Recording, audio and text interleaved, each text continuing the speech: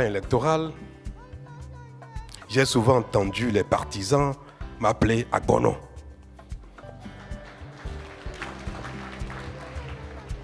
Cela m'amusait beaucoup et me complexait aussi un petit peu. À un moment donné, je commençais à dire, mais ne dites pas ça, ne m'appelez pas Agbono parce que vous allez émousser en moi l'ardeur avant l'œuvre. Puis, j'ai dit un jour et après je l'ai répété une fois, je vais vous le dire en fond. Non, ma solom la Agbono. Mina somi. Muna zo azomi. Muna ya zoko. Muna wa zode mina zomi yo. Nou fwede we aton ene. Wa zofo yan bono gonde yo. Jo mina to.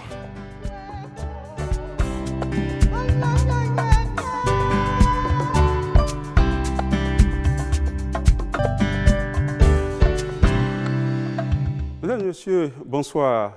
Sur le front de la décentralisation et de la gouvernance locale, le premier signal fort lancé par le président Patrice Talon remonte sans doute au 22 juin 2016.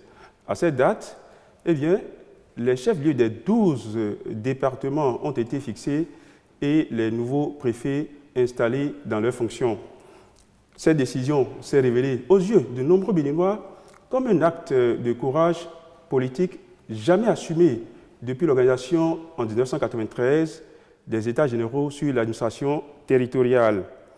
À l'heure du bilan, et nous y sommes en ce moment, quelle est la motion à placer à l'actif du pouvoir actuel dans le sillage de cette décision? Autrement dit, les fruits ont-ils tenu la promesse des fleurs? Eh bien, c'est la question centrale que nous plaçons au cœur de cette émission avec comme invité M.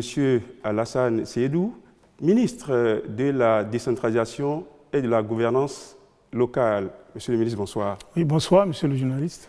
Pour m'accompagner dans l'animation de cette émission, un confrère de la télévision Eden TV, Corneille Aïssé. Bonsoir. Bonsoir Renaud. Bonsoir monsieur le ministre. Oui, bonsoir monsieur le journaliste. Alassane Seydou a été maire de Kandji de 2003 à 2007.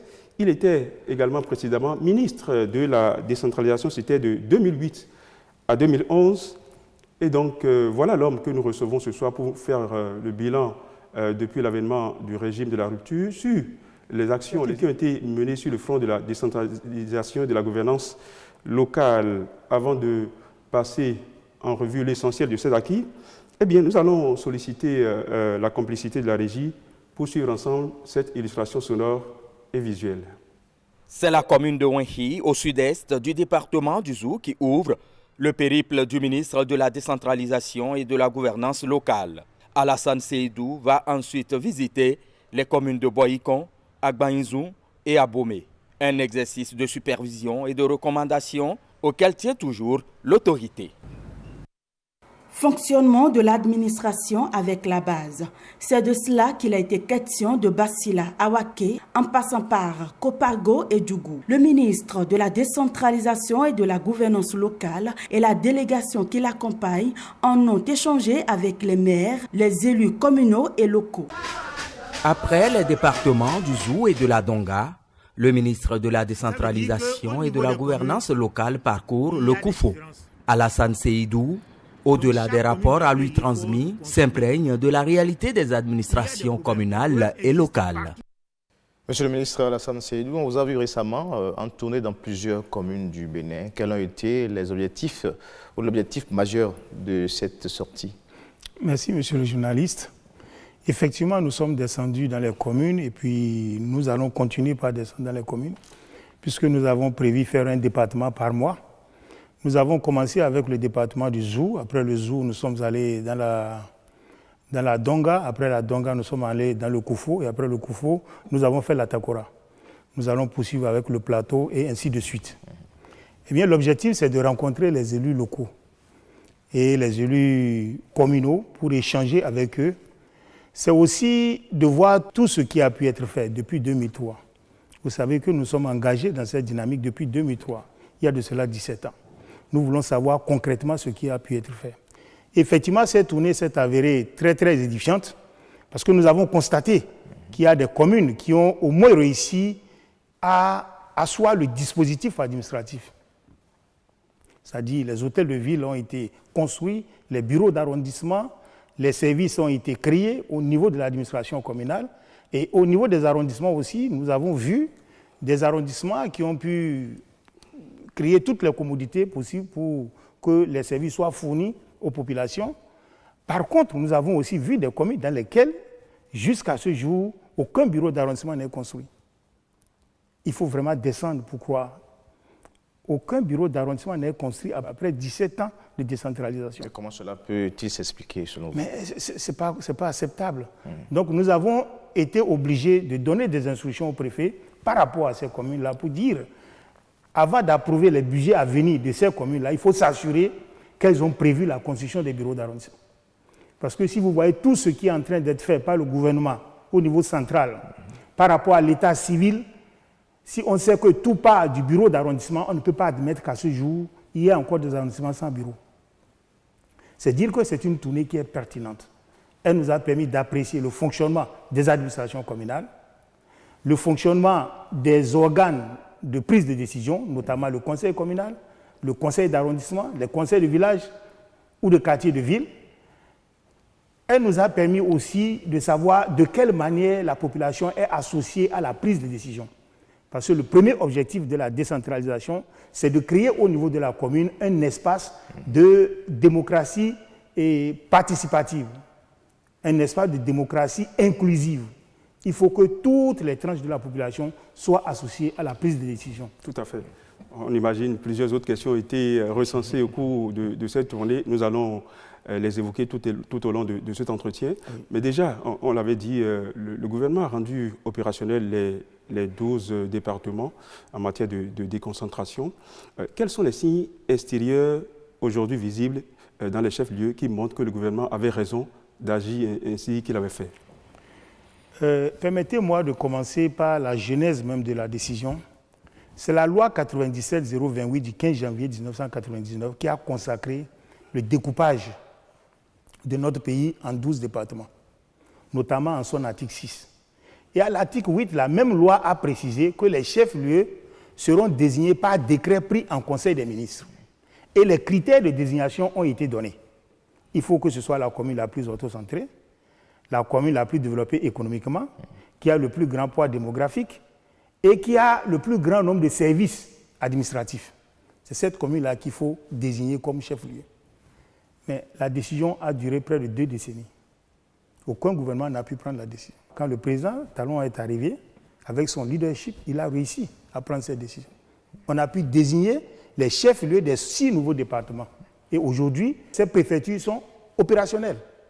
Ça, c'est grâce au leadership du chef de l'État. Maintenant, les implications. Les implications sont énormes. D'abord, par rapport à la déconcentration, je crois que c'est le plus grand obstacle qui a été levé sur le chemin de la déconcentration. Parce que l'objectif de la déconcentration, c'est de rapprocher l'administration des administrés. Si nous prenons, par exemple, lorsque vous considérez les départements du Nord, au Nord, c'est la distance qui pose problème. Et au Sud, c'est le poids démographique. Avant cette décision, le citoyen de Karimama, qui veut faire sa carte d'identité, doit envoyer ses dossiers à Parakou à 300 et quelques kilomètres. 300 et quelques kilomètres pour faire une carte d'identité. La carte d'identité pouvait prendre 3 mois. Parfois même plus. Mais aujourd'hui, cette carte se fait à Kandi. À Kandi, où d'abord le préfet est moins chargé, parce qu'avant la mise en œuvre de cette décision, le seul préfet s'occupe du Borgou et de la Lebouri. Ça fait 14 communes. Du côté de l'Atakora, le seul préfet s'occupe de 13 communes. Au sud, quel problème? Le problème, il n'y a pas de distance. Le problème de distance ne se pose pas au sud. Mais le problème du sud, c'est la densité de la population. Si vous allez aujourd'hui à la préfecture de Cotonou et voir l'affluence de la population, à cause de la carte d'identité, vous allez donner raison au gouvernement. Pourtant, la décision a été prise. Et il y a une seconde préfecture à Lada, la préfecture de l'Atlantique. Les deux étaient à Cotonou. Alors comment ça se passait quand il n'y avait pas la mise en œuvre de cette décision-là? Donc c'est ça le problème. C'est de servir les populations, de soulager les populations et en rapprochant l'administration de l'administré. Les autres conséquences indirectes. Tout à l'heure, j'ai dit que c'est le plus grand obstacle qui a été levé sur le chemin de la déconcentration. Aujourd'hui, avec la création des 6 nouveaux chefs-lieux de département, des 6 nouvelles préfectures, eh bien, tous les services, tous les ministères sectoriels ont commencé par installer leur direction départementale dans ces départements-là. Or, ce n'était pas possible avant l'installation de la préfecture. Qu'est-ce qui a bloqué la désignation alors des chefs-lieux depuis tout ce temps, plusieurs décennies selon vous? Vous savez, c'est là que le leadership joue. Cette décision a été prise, mais beaucoup de choses ont été faites en amont. C'est une décision qui a été bien préparée. Et vous avez constaté que le peuple béninois l'a accepté sans bruit. Personne n'aurait cru qu'on pouvait prendre cette décision sans remous. Mais la décision a été prise. Parce qu'il y a une bonne préparation en amont. C'est ça le leadership. C'est ce qui n'était pas fait. Sinon, des gouvernements ont tenté. Mais quand il y a eu soulèvement des populations, eh bien, ils se sont rétractés. Ils ont reculé. Ils ont reculé. On va parler d'une question essentielle au niveau des mairies, au niveau des communes, les fonds FADEC. Aujourd'hui, comment évoluent ces ressources attribuées aux communes? On sait qu'il y a tellement de polémiques, il y a tellement de divergences sur cette question-là. Parlons des ressources FADEC. Il faut dire que les fonds FADEC, c'est le fonds d'appui au développement des communes. C'est un fonds qui a été créé pour soutenir financièrement le développement à la base. Le fonds a été créé en 2007. Et en 2007, c'est le gouvernement qui avait donné les moyens. Le fonds a démarré avec 7 milliards en 2007. Après, les partenaires ont rejoint le gouvernement. L'objectif de ce fonds, c'est de permettre aux communes d'exécuter leur propre plan de développement. C'est de permettre aussi aux administrations communales et aux organes de prise de décision de fonctionner normalement. Ces fonds permettent aussi à certains ministères sectoriels de réaliser des infrastructures dans les communes. C'est pourquoi le FADEC a 3 composantes. Il y a le FADEC affecté qui passe par les ministères, par exemple le ministère de la Santé, le ministère des Infrastructures et des Transports, le ministère de l'Agriculture, le ministère de l'Enseignement maternel et primaire, le ministère de l'Enseignement secondaire, technique et de la formation professionnelle. Ces ministères-là reçoivent les fonds FADEC pour réaliser des infrastructures dans leur domaine. Ce fonds-là est appelé FADEC affecté. Il y a le FADEC non affecté qui va directement aux communes et qui est utilisé par les maires. Eh bien, ce FADEC-là, c'est ça qu'on appelle le FADEC non affecté. C'est pour l'investissement aussi. FADEC investissement non affecté. Ce FADEC peut être utilisé par les maires pour exécuter les plans de développement qui ont été élaborés par les communes. Maintenant, il y a le FADEC fonctionnement qui apporte les moyens pour le bon fonctionnement de l'administration communale et pour le fonctionnement aussi des organes de prise de décision tels que le conseil communal, le conseil d'arrondissement, les conseils de village et quartiers de ville. Comment évoluent ces ressources? Alors, l'évolution de ces ressources sont envoyées aux communes. Mais il faut dire qu'il y a un suivi qui est fait. Il y a un suivi parce qu'il y a des audits qui sont réalisés par l'Inspection générale des affaires administratives et l'Inspection générale des finances. Chaque année, il y a des audits dans toutes les communes. Ces ressources vont directement, quittent le ministère des Finances et vont au niveau de la recette perception. Les ressources ne vont pas dans les caisses directement de la mairie, mais les ressources vont au comptable de la mairie, qui est le receveur percepteur, qui est un agent permanent de l'État. Et les ressources sont dépensées suivant le budget. C'est-à-dire un maire ne peut pas exécuter une dépense si cette dépense n'est pas prévue au budget. Le receveur percepteur qui est là, qui est un comptable de l'État, est là pour suivre la régularité des dépenses. Il ne décide pas de l'opportunité, mais il doit veiller sur la régularité des dépenses. Toute dépense qui n'est pas prévue au budget ne peut pas être exécutée. Et les procédures qui doivent être respectées aussi en matière de dépenses publiques, ils veillent au respect de ces procédures-là. Le montant, est-ce que la cagnotte aujourd'hui, est-ce que c'est suffisant? Comment évolue de façon générale ces ressources au niveau des... En 2007, c'était à 7 milliards. Aujourd'hui, nous sommes à 47 milliards. Lorsqu'on prend en compte les trois FADEC, c'est-à-dire le FADEC investissement affecté, qui passe par les ministères, le FADEC investissement non affecté, qui va directement aux communes et qui est utilisé pour l'exécution des plans de développement des communes, et le FADEC fonctionnement. Lorsqu'on considère les trois, aujourd'hui, ça fait au total 47 milliards de francs CFA que l'État envoie dans les communes. Ce qu'il faut retenir, c'est que lorsqu'on met ensemble les trois ressources du FADEC, la plus petite commune du Bénin reçoit au moins 400 millions par an de l'État. 400 millions. 400 millions par an. La plus petite commune du Bénin reçoit au moins 400 millions par an de l'État. Mais lorsqu'on considère le FADEC investissement non affecté et le FADEC fonctionnement, sans considérer le FADEC qui passe par les ministères sectoriels, la plus petite commune reçoit au moins 250 millions. Mais lorsqu'on y met le FADEC investissement affecté qui passe par les ministères sectoriels, ça fait au moins 400 millions par an que chaque commune reçoit de l'État. Il y a des communes qui reçoivent jusqu'à 800 millions par an de l'État. Monsieur le ministre, nous avons parlé des fonds FADEC, les innovations apportées par le régime également. Mais qu'en est-il des audits? Vous savez, nous avons intensifié les audits ces dernières années. De manière systématique, on fait des audits dans les communes. Et ces audits sont réalisés par l'IGA, l'Inspection générale des affaires administratives, et l'Inspection générale des finances.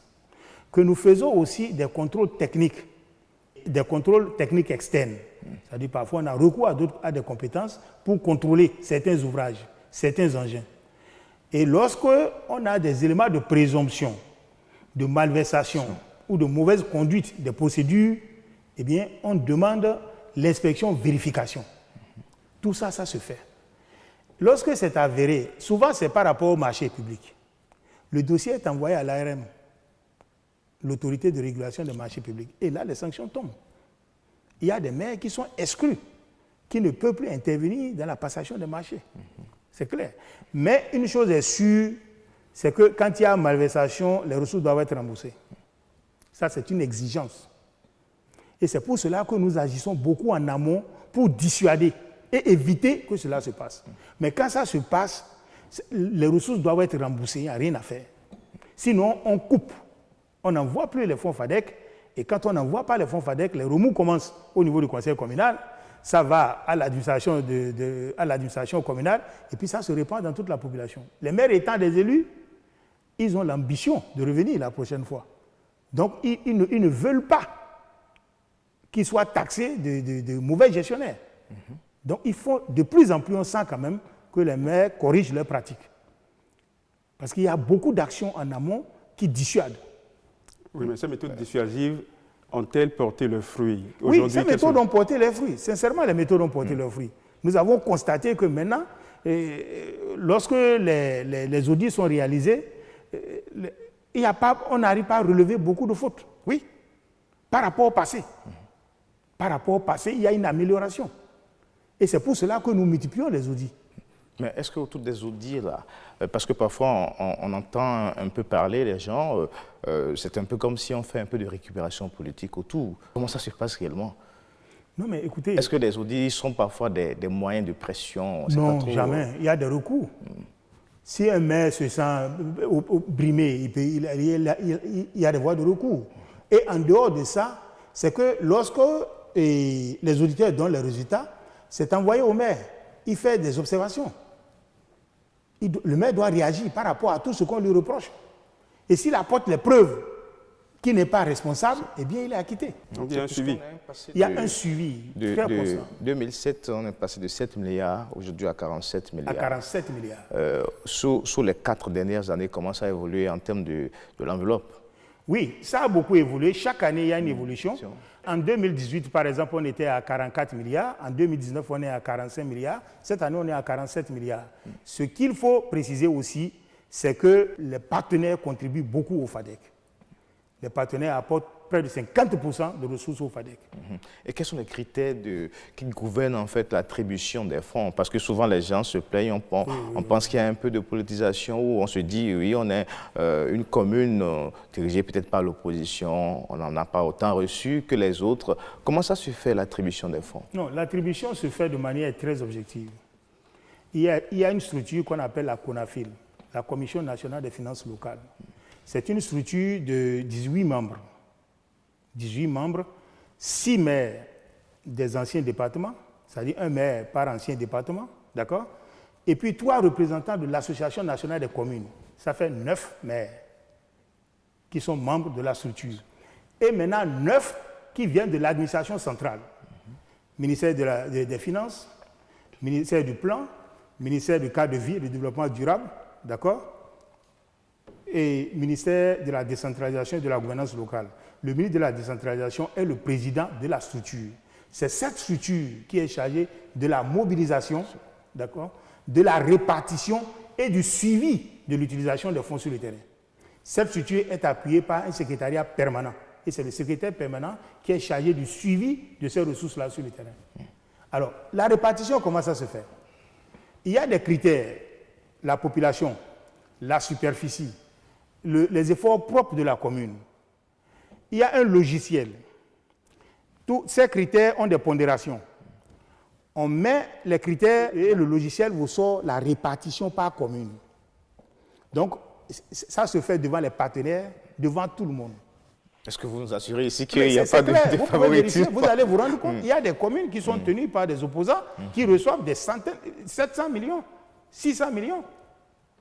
La gestion de l'État n'a rien à voir avec les maires. Si un maire est de l'opposition, toute la population n'est pas de l'opposition. On ne peut pas, à cause du maire, sanctionner la population. Ce n'est pas raisonnable. Ce n'est pas parce que le maire de la commune n'est pas favorable au gouvernement qu'il faut nécessairement réprimer, sanctionner les populations. Ce n'est pas possible. Donc, la répartition se fait de manière objective. Il y a un logiciel qui a été conçu pour ça et qui fait cette répartition-là. Il y a une question quand même qui est murmurée par certains maires. Il s'agit de l'agence de l'eau. Certains maires estiment que leur prérogative, leur rôle est, disons, en quelque sorte usurpé par le pouvoir central. Il est heureux quand même de voir que le gouvernement s'investisse dans l'érection de forages, de puits d'eau un peu partout au Bénin. C'est heureux, mais quand même derrière, certains maires ronchonnent. Vous avez eu ces échos? Oui. Les maires qui boudent ne sont pas de bonne foi. Et pourquoi? Je vais vous donner l'explication. Et je suis très heureux d'ailleurs d'avoir l'occasion de vous apporter l'explication. Vous savez, le chef de l'État, avant de se faire élire, a pris des engagements vis-à-vis du peuple. Il a promis de donner l'eau à toutes les populations d'ici à 2021.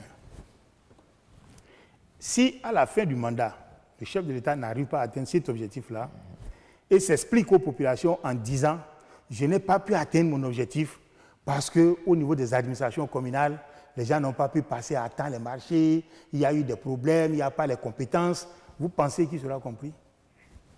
Est-ce qu'il sera compris de la population? Tout à l'heure, nous avons parlé du FADEC. Nous envoyons des centaines de millions dans les communes. Mais il y a des communes qui n'arrivent pas à consommer. Il y a des communes qui ont des ressources en réserve non consommées alors que les problèmes sont là. Si à ça, on ajoute encore l'eau, vous êtes sûr que les marchés seront passés à temps et qu'on va atteindre l'objectif? Un chef de l'État ne peut pas, sous prétexte que les administrations communales fonctionnent mal, ne pas atteindre son objectif. Le gouvernement a voulu être réaliste. Le gouvernement a un objectif qu'il doit atteindre dans un temps donné. Et il a choisi le chemin le plus approprié pour atteindre cet objectif-là. Et puis, une convention a été signée entre l'agence et les communes. Tous les maires ont signé. Et les maires suivent, ils sont informés de tout. Ils suivent tout. On ne leur a pas arraché en tant que la maîtrise d'ouvrage. Mais l'exécution, on est sûr qu'on ne pourra pas atteindre l'objectif compte tenu de la contre-performance des administrations communales. Mais les tests leur quand même leur donner cette responsabilité-là. Oui, les tests leur donnent. Encore faudrait-il qu'ils soient capables d'exercer la compétence. C'est ça le problème. Donc, les compétences, on les transfère progressivement en fonction aussi de la capacité des administrations communales à exercer ces compétences-là. Parce que si le niveau central lâche et que le niveau local n'arrive pas à exercer, eh bien, ce sont les populations qui vont en souffrir. Pour la question de l'eau, c'est ça le problème. L'État est obligé d'atteindre son objectif parce que l'eau est essentielle pour la vie. Parlons alors de transfert de compétences. Oui. À ce niveau également, certaines communes estiment que les choses traînent un peu. Il faut dire que les communes aussi ne sont pas au même niveau. Il y a des communes qui ont réussi aujourd'hui à se donner les compétences qu'il faut pour bien fonctionner. Ça, il faut le dire. Il faut classer les communes. Il y a les villas, les communes à statut particulier, il y a les communes qui viennent après, les communes secondaires, il y a les autres. Donc, c'est pour cela d'ailleurs que nous sommes allés au plan 2D. par rapport à la PONADEC, la politique nationale de décentralisation et de déconcentration. On est allé au plan 2D parce qu'on a constaté que chacun va à sa vitesse. Ce n'est pas normal. Chacun va à sa vitesse, chaque ministère sectoriel va à sa vitesse. C'est pour cela qu'on a dit qu'il faut élaborer des plans. Pour qu'on se fixe des objectifs. Qu'on ait un plan d'action. Qu'on se dise que dans 5 ans, on doit atteindre tel niveau. Comme ça, au bout de 5 ans, on va évaluer. On verra qui a pu faire le travail, qui n'a pas pu faire, qu'est-ce qui a pu être fait, qu'est-ce qui reste à faire. C'est pour ça qu'on a élaboré les plans 2D. Effectivement, ça traîne, mais ça traîne parfois parce qu'il n'y a pas aussi les capacités au niveau local, mais il faut quand même accélérer. Je suis d'accord avec vous. Oui, et c'est l'objectif des plans 2D. Qu'est-ce que l'État central fait alors pour qu'on ait plus les cadres compétents? Vous l'avez dit tout à l'heure. C'est pourquoi l'État, il y a 2 semaines, le Conseil des ministres a adopté les plans 2D. L'État est prêt maintenant à avancer. C'est-à-dire, il faut d'abord comprendre comment le système fonctionne. Nous avons un seul niveau de déconcentration, c'est le niveau départemental. Un seul niveau de décentralisation, c'est le niveau communal. Le niveau départemental, on doit placer à ce niveau des compétences capables d'accompagner les communes. Parce que nous sommes conscients qu'au niveau communal, on n'a pas toutes les compétences qu'il faut pour le développement de nos communes. Donc il faut qu'au niveau départemental, on ait ces compétences-là. Donc il faut développer les directions départementales en leur donnant les cadres qu'il faut, les moyens qu'il faut pour agir au niveau des communes. Par exemple, une commune qui veut construire un centre de santé, le maire ne peut pas savoir quel plan il faut pour un bon centre de santé. Il doit s'adresser au directeur départemental de la santé, qui va lui dire, voilà ce qu'il faut prévoir. Voilà ce qu'il faut prévoir pour qu'il y ait toutes les commodités, pour qu'il y ait toute la fonctionnalité requise du centre. Donc, si le directeur n'est pas à côté, c'est compliqué. S'il est à côté, ça marche bien. Et c'est ça l'assistance conseil.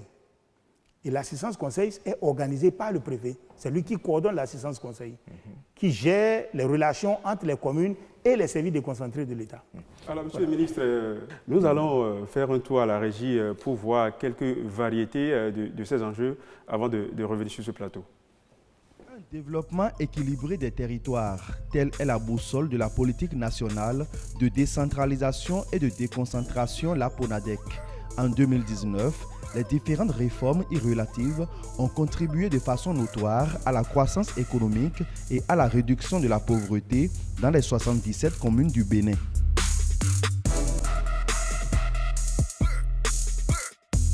Conformément au plan de travail annuel du ministère de tutelle, la note conceptuelle relative à la transformation du FADEC, Fonds d'appui au développement des communes, en un fonds autonome de développement communal, a été élaborée et son étude actuellement en cours. Pour la promotion de l'économie locale, le logiciel unique de gestion comptable GBCO a été généralisé dans toutes les communes. Le renforcement et la généralisation de l'utilisation de nouveaux outils de gestion des infrastructures marchandes ont été rendus possibles grâce à l'appui du ministère de l'Économie et des Finances et des partenaires techniques et financiers. Une régie autonome pour la gestion du marché de Malanville a été mise en place et le guide national de promotion de l'économie locale vulgarisé. Sans oublier la conduite de plusieurs missions d'évaluation de la gestion communale basées sur les indices de gouvernance locale IGL.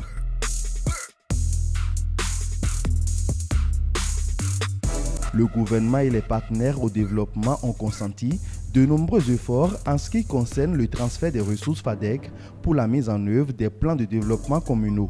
Accroissement de 42,19% du transfert aux communes en termes de prévision exercice 2019 au titre du FADEC non affecté, y compris le FADEC fonctionnement. Pour le renforcement de la gouvernance démocratique à l'échelle locale, plusieurs pas ont été posés. Vulgarisation de la loi sur les unités administratives locales, renforcement de capacités sur la tenue des documents d'information à l'endroit des conseils et secrétaires d'arrondissement, renforcement de l'exécution des missions de contrôle suite aux dénonciations ou saisines, organisation des missions d'audit FADEC 2018.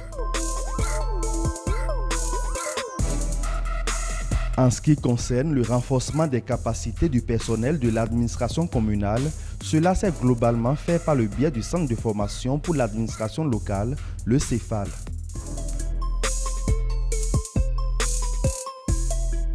Pour la généralisation des instruments techniques de mise en œuvre de la PONADEC, le plan de décentralisation et de déconcentration P2D et le plan départemental de coordination de l'action de développement PDCAD ont été mis en œuvre. Ces deux outils sont appelés à donner un véritable coup d'accélérateur à la modernisation de l'administration publique avec la matérialisation et le renforcement du principe de subsidiarité voulu depuis la fin de l'historique Conférence des forces vives de la nation de février 1990.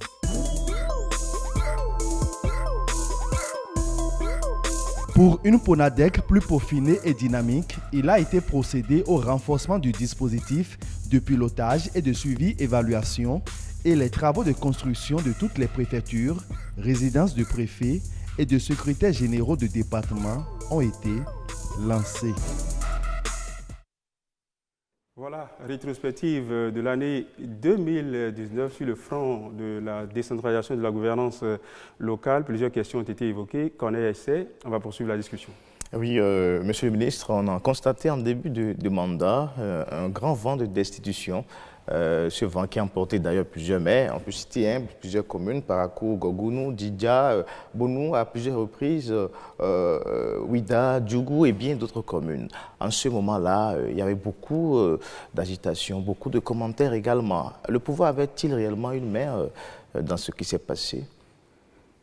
Vous savez, de toutes les façons, la fonction de maire est une fonction politique. C'est clair, c'est net. Et le maire, vous savez comment les maires sont élus. La circonscription électorale, c'est l'arrondissement. On élit les conseillers.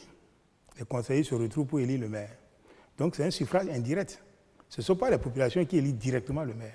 Ce sont les conseillers communaux qui se réunissent et élisent le maire. Et ils élisent aussi le premier adjoint, le deuxième adjoint, et puis les chefs d'arrondissement. Alors, avec la majorité simple, le maire est élu. Pour le destituer, il faut les trois quarts. Le maire est politique.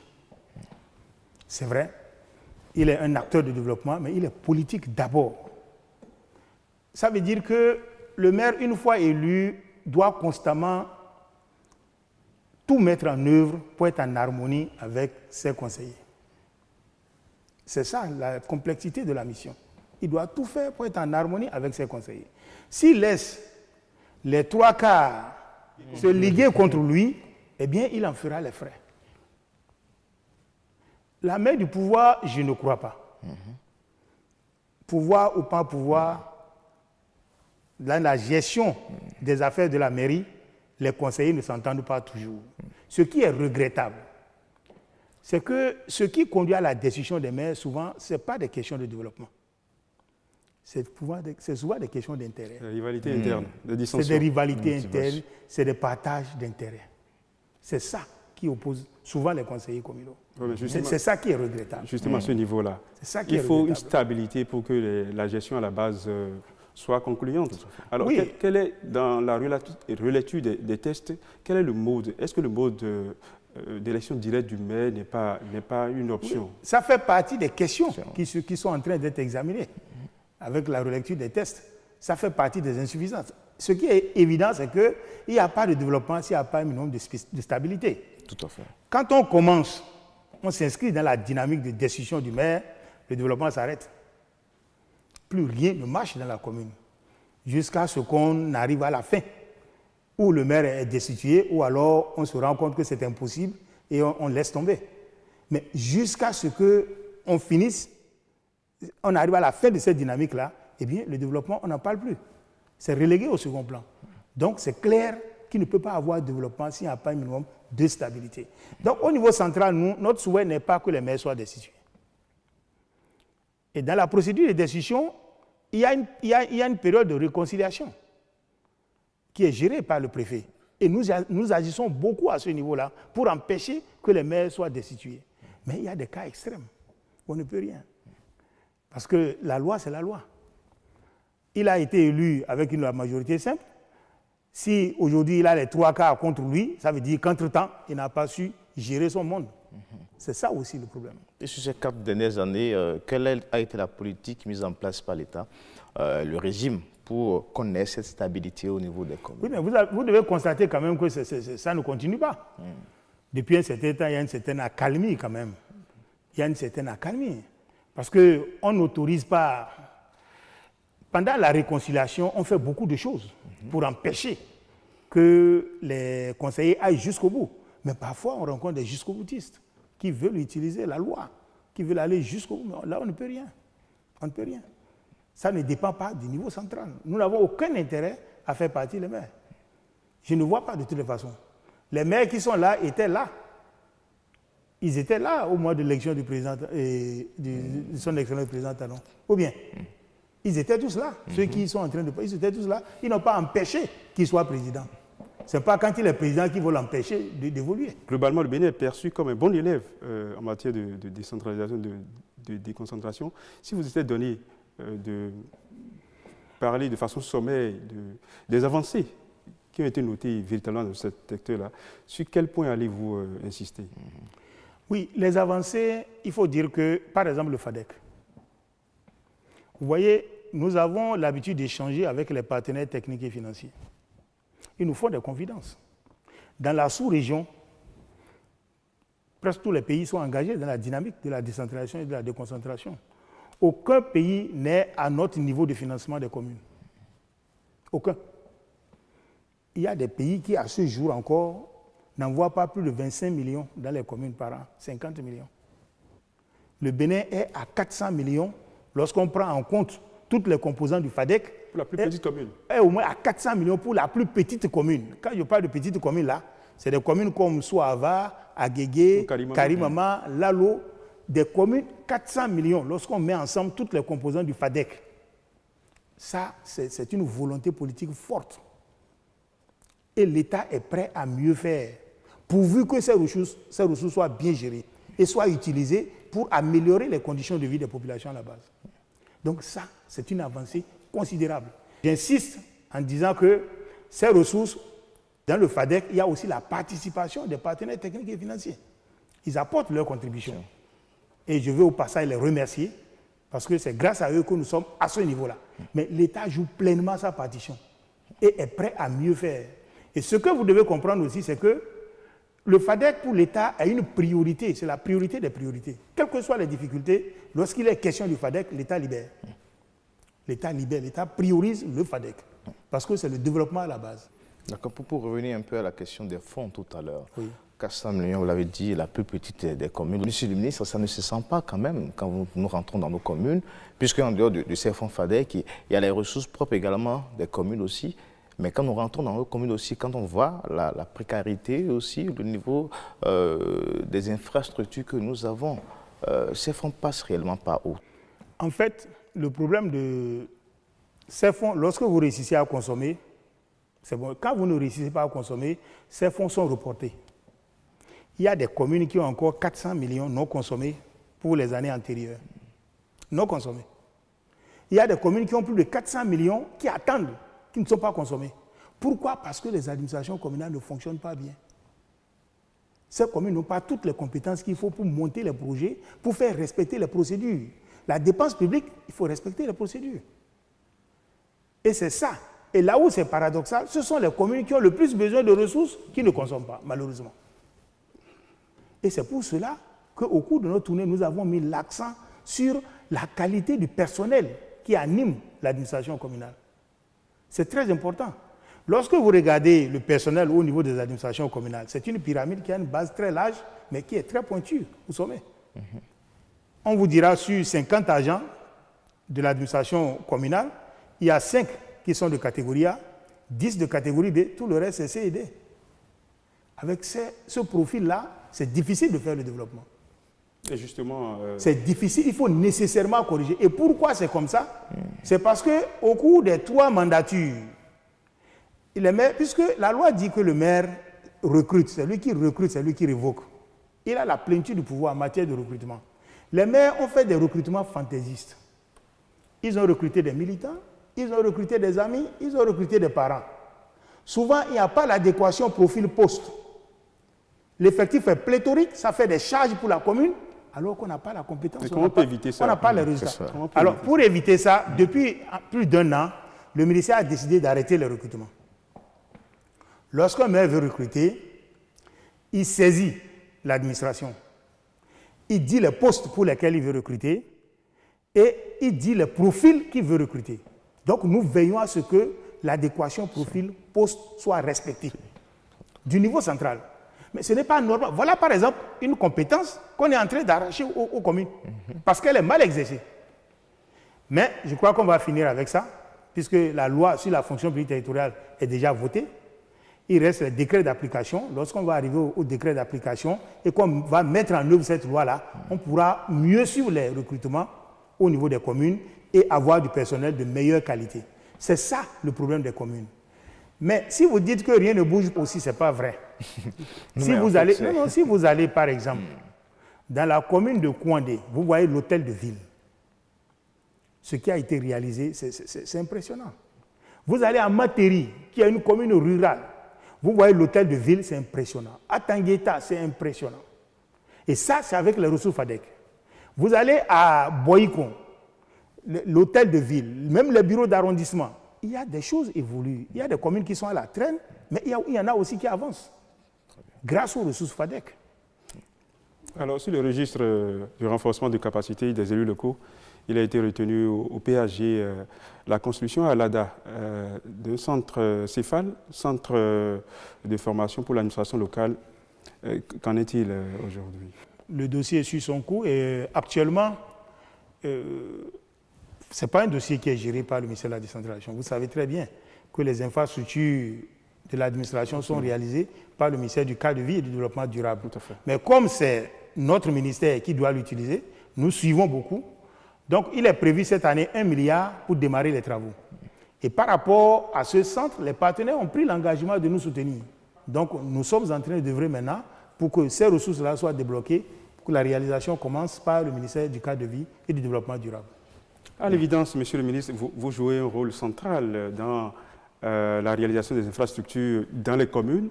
On a vu la volonté du gouvernement de faire maillage en termes d'infrastructures et en nouant un partenariat avec les communes. Dans ce sillage-là, comment est-ce que vous entrevoyez l'avenir? Quelles sont les perspectives? Oui, vous savez, il y a des projets qui sont réalisés dans les communes parce qu'il y a des actions fortes qu'il faut mener. Et ce que vous devez comprendre aussi, c'est qu'en matière de réalisation d'infrastructures, lorsque vous regroupez, vous avez l'économie d'échelle. Tout à l'heure, vous avez parlé du secteur de l'eau. Les sociétés qui font les forages n'existent pas dans toutes les régions du Bénin. Lorsque vous voulez faire 10 forages, ce n'est pas le même coût unitaire que lorsque vous voulez faire 200. Tout à fait. Quand vous regroupez, vous avez l'économie, vous faites une économie d'échelle. Le coût unitaire chute. C'est l'intérêt de réaliser certaines infrastructures sous ce modèle-là.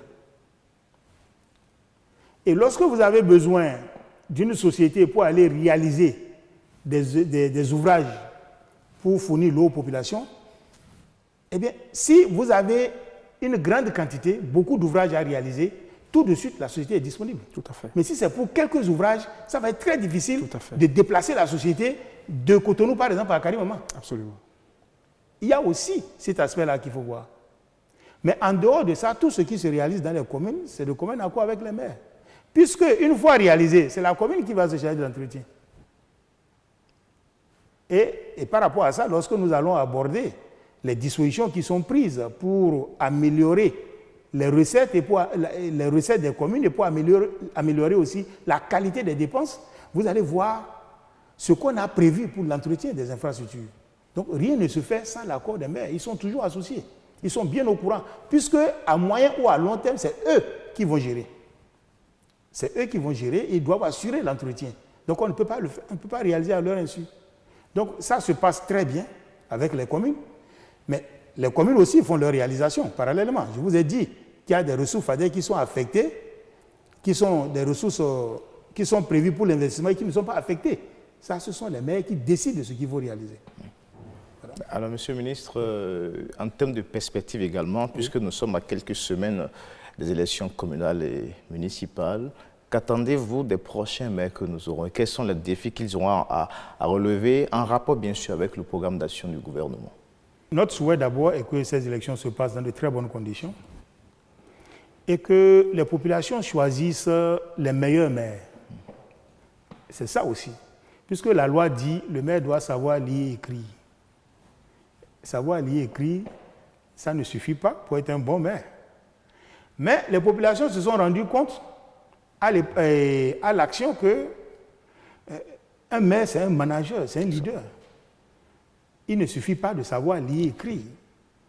Le défi à relever, c'est de faire en sorte que la déconcentration et la décentralisation soient une réalité dans notre pays. Il est vrai, la déconcentration ne dépend pas des maires, mais le bon fonctionnement entre les services déconcentrés et les conseils communaux, ça dépend des maires. Les relations de qualité entre ces structures-là, ça dépend des maires. Il faut aussi que les maires fassent en sorte que nos communes soient des espaces, comme je l'ai dit tantôt, de démocratie vraiment inclusive. Parce que l'organe délibérant au niveau de la commune, c'est le conseil communal. Le maire n'est que l'exécutif. Les décisions se prennent et le maire exécute les décisions. Il est l'exécutif. Donc, le maire ne doit pas se contenter de ceux qui ont la légitimité populaire, c'est-à-dire les conseillers communaux, les conseillers d'arrondissement et de village, des villages et quartiers de ville. Le maire doit s'intéresser à tout le monde, toute la société civile. Les associations de jeunes, les associations de femmes, les organisations professionnelles. Le maire doit pouvoir associer tout le monde, doit informer tout le monde, doit faire en sorte que chacun joue sa partition pour le développement de la commune. C'est en cela que je dis que le maire est un manager. Il doit avoir cette capacité-là de fédérer toutes les forces pour le développement de la commune. Monsieur le ministre, le positionnement des femmes dans la perspective des communales, c'est une question qui intéresse beaucoup le gouvernement. Oui. Oui, le positionnement des femmes intéresse le gouvernement. Vous savez, ce sont les partis politiques qui positionnent les femmes. Ce n'est pas le gouvernement. Mais ce que je sais, c'est que le chef de l'État est très favorable à cela. Parce que tous les partis qui soutiennent le chef de l'État, il insiste pour que les femmes soient positionnées et de façon à être élues. C'est-à-dire qu'il faut donner les meilleures positions aux femmes pour qu'on ait au niveau des prochains conseils des femmes, qui soient des maires adjointes, tout ça. Donc, le positionnement des femmes, c'est l'affaire des partis politiques, tel que je l'ai dit. Pour les partis de la mouvance, nous sommes en train de travailler dans ce sens-là. Dans ce sens-là, je pense que c'est une très bonne chose. Il faut que les femmes participent de plus en plus à la prise de décision et puis à la vie de la communauté. Parlons très rapidement de la collaboration entre votre ministère et l'ANCB, l'Association nationale des communes du Bénin. Oui, la collaboration est très bonne. Vous savez que le rôle de l'association, c'est de faire partager par les maires les bonnes pratiques, les bonnes expériences. C'est d'aider les maires aussi à entrer en relation avec des partenaires. Et c'est d'organiser, c'est d'améliorer à travers des échanges la gestion des communes. Et je crois que l'ANCB joue pleinement ce rôle-là. Nos relations sont très bonnes. Vous avez vu, nous avons inauguré le siège de l'ANCB. L'État a contribué pour 100 millions. C'est l'AIMF, l'association internationale des maires francophones, qui a débloqué 200 millions et a exigé que la contrepartie soit payée par l'ANCB. C'est l'État qui a payé cette contrepartie, qui est de 100 millions. Le chef de l'État a spontanément adhéré. Il a accepté la demande et puis l'argent a été débloqué. C'est ça qui nous a permis d'avoir ce siège-là. Ça, c'est le fruit de la bonne collaboration entre l'ANCB et le ministère. Notre collaboration est parfaite avec l'ANCB. Ça se passe très bien. Nous sommes quasiment à la fin de cette émission. Les questions sont variées et diverses. Monsieur le ministre, quel aspect on n'a pas abordé sur lequel vous souhaiteriez revenir très rapidement? Oui, l'aspect qu'on n'a pas abordé, c'est la mobilisation des ressources locales. Tout à l'heure, vous avez dit qu'en dehors du FADEC fonctionnement, il y a aussi les ressources locales. Qu'est-ce que les maires font des ressources locales? Par le passé, les maires utilisaient toutes les ressources qui sont mobilisées localement pour le fonctionnement. Parfois, ces ressources sont substantielles. Alors, si on laisse toutes ces ressources pour le fonctionnement, eh bien, les maires vont voyager tout le temps, ils vont se donner des indemnités, ils vont créer des activités qui peuvent ne pas avoir d'intérêt pour la commune. C'est pour cela que on est regardant par rapport à la gestion de ces ressources-là aussi. Et pour les communes ordinaires, 20% des ressources mobilisées localement doivent être utilisées pour l'investissement. C'est-à-dire qu'on doit prélever des ressources mobilisées localement aussi pour l'investissement. Et 10% pour l'entretien des infrastructures qui ont déjà été réalisées dans la commune. Ça, c'est pour les communes ordinaires. Et pour les communes à statut particulier, qui ont souvent des ressources substantielles, 20% doivent être consacrés à l'investissement et 25% à l'entretien des infrastructures réalisées. C'est pour cela que je vous disais tout à l'heure que tout ce qui est en train d'être réalisé en termes d'asphaltage et autres, ça doit être entretenu. Au niveau du budget communal, on prévoit des ressources pour entretenir ces infrastructures. Sinon, elles vont se détériorer et ne vont pas servir les populations pour longtemps. Donc, nous n'avons pas parlé de ces ressources-là. Il y a aussi le cadrage budgétaire. C'est à travers le cadrage budgétaire qu'on fait, qu'on met ces garde-fous. Donc, c'est le cadrage budgétaire qui impose cela aux maires. C'est très important. Monsieur le ministre, merci d'avoir répondu à notre invitation. Merci pour tous ces éclairages. Merci. Corneille Aïssé. Merci Renaud. Merci d'avoir partagé ce plateau avec moi. Nous sommes à la fin de cette émission. Amis téléspectateurs, merci de nous avoir suivis. À très bientôt.